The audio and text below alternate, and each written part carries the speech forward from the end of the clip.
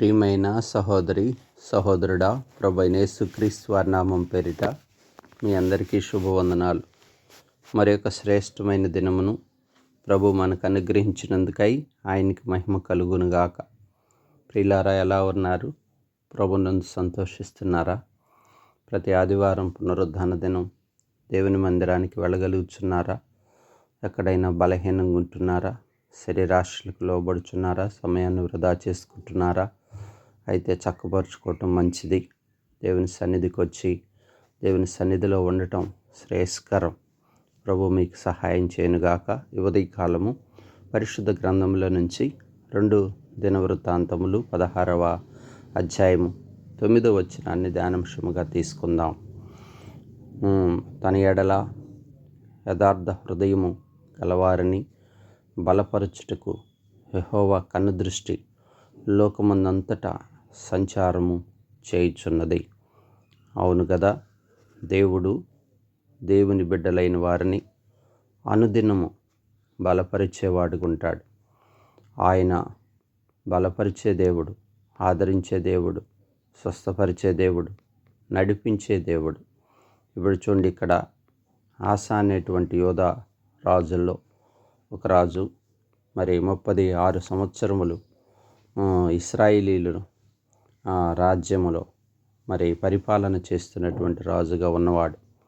అయితే తన జీవితంలో మొదట ఎంతో దేవుని దృష్టికి హృదయంలో యథార్థత కలిగి మరి ఆత్మీయంగా ఉన్నాడు.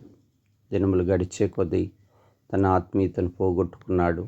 శత్రు రాజ్యాల మీద జయము పొందుట కొరకు ఆశ, మరి ఇతర రాజులను ఆశ్రయించిన వాడిగా ఉన్నాడు. తను దేవుని కనుదృష్టి మరి అతని యథార్థంగా ఉన్నంతకాలం అతనికి ఎంతగానో సహాయం చేయబడింది. తన దృష్టి ఎప్పుడైతే దేవుని ఆధారం చేసుకొనక తన హృదయంలో మరి వేరొక తలంపు కలిగి ఉన్నప్పుడు, అనగా యెహోవాను నమ్ముకొనక సిరియా రాజును నమ్ముకున్నాడు.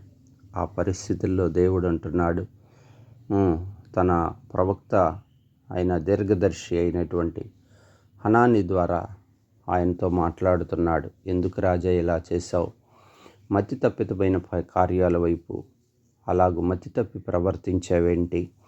నీ దేవుడు బలపరచువాడు కదా, భూమి మీద ఆయన లోకమంతా కూడా ఆయన కనుదృష్టి సంచరించుచున్నది కదా అని హెచ్చరిస్తున్నాడు.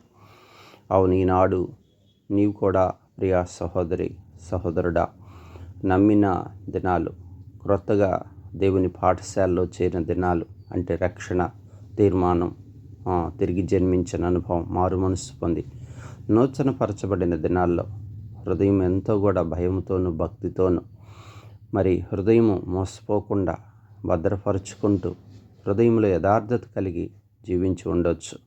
దినములు గడిచిన కొలది నీ హృదయంలో కాఠిన్యత, నీ హృదయంలో ద్వేషము, నీ హృదయంలో దైవ దృష్టి నుంచి మరి నాశనకరమైన హేతువైన సాతాను దుష్టుడు ప్రవేశించి హృదయ శుద్ధిని పాడు చేస్తుందేమో, హృదయ తలంపుల్లో బలహీనత ఏర్పడుతుందేమో.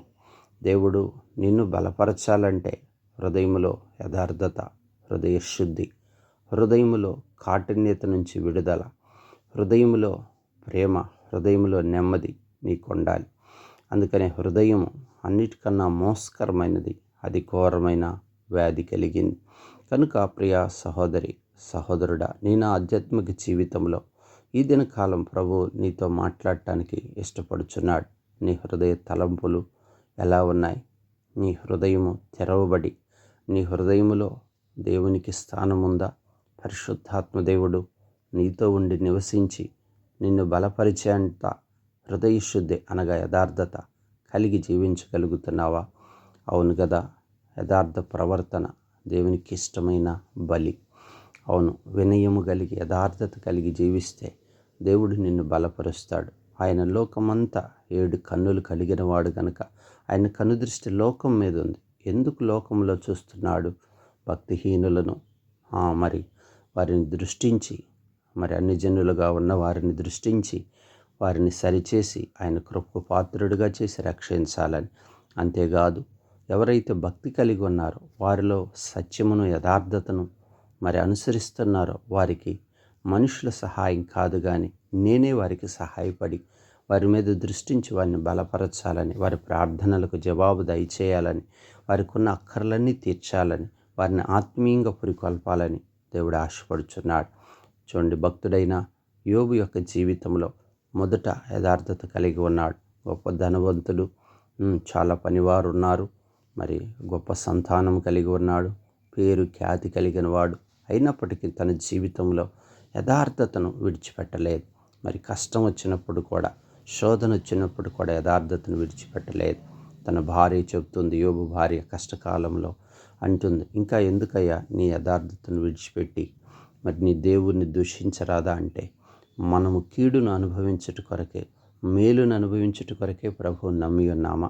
కీడు కాలంలో దేవుని దృష్టికి అనుకూలంగా మనం ఉండలేమా అని అపవాది సాతాన నీ నోరు మూసుకొనమని పలికినట్లుగా చూస్తున్నాం. అవును, తన జీవితంలో యథార్థత ఆయనకి ఏం తీసుకొచ్చిందంటే, ఆయన గుడారంలోనికి రెండంతల ఆశీర్వాదాన్ని తీసుకొచ్చింది. మొదట ఏ రీతిగా అయితే యథార్థతకున్నాడో, తన ఆత్మీయ యాత్రలో వచ్చిన ఒడిదుడుకుల్లో కూడా యథార్థతను విడిచిపెట్టలేదు. తనకే దేవుడు యథార్థవంతుడైన యోబును దృష్టించాడు, తనను గొప్పగా ఆశీర్వదించాడు. ప్రభు నిన్ను కూడా అలాగ చేయడానికి ఇష్టపడుచున్నాడు. నీవు కూడా ప్రియుడా, సహోదరుడా, యథార్థత అనే ఆ ప్రశస్తమైన వస్త్రాన్ని ధరిస్తావని ఆశపడుతూ నీ దాసుడు సెలవిచ్చిన మాటను విని లోబడు. ప్రార్థన చేసుకుందాం. పరిశుద్ధుడా, ప్రేమ కలిగిన తండ్రి, దయగలిగిన రాజా, పరిశుద్ధాత్మ ద్వారా మీరు పలికిన మాటలను బట్టి మీ కృతజ్ఞతలు. అవును, యథార్థత గురించి దినకాలం మా మధ్యకు తీసుకొచ్చిన లేఖనాలను బట్టి వందనాలు. నిజంగా ఆశ మొదటి ప్రయాణంలో యథార్థంగా ఉన్నాడు, చివరి దినములలో మతి తప్పిన వాడిగా ఉన్నాడు. సిరియా రాజులను నమ్ముకున్నాడు. తన ప్రవర్తన అంతటి మీద మరి దేవుని కనుదృష్టి దూరం అయిపోయింది.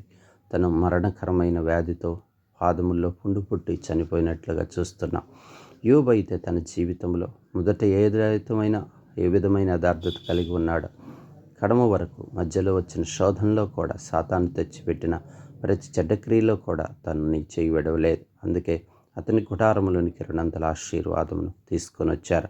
అలాగా మా ప్రియబిడ్డల విషయంలో, సంఘం విషయంలో కూడా సంఘమునకు యథార్థతకు, సత్యముకు మూలస్తంభంగా ఉండుటకు సహాయం చేయం. మీ ప్రియబిడ్డల్లో కొదువు తీర్చి గుడారాల ఆశీర్వాదము దయచేయం. యథార్థ హృదయం దయచేసి మీ కనుదృష్టి వారి మీద ఉంచి సహాయపడండి. ఇదనంతా మీ కృపలో బలపరుస్తారమని మీ చేతికి అప్పగించుకుంటూ యేసునామమున ప్రార్థించి వేడుకుంటున్నాను తండ్రి. ఆమేన్.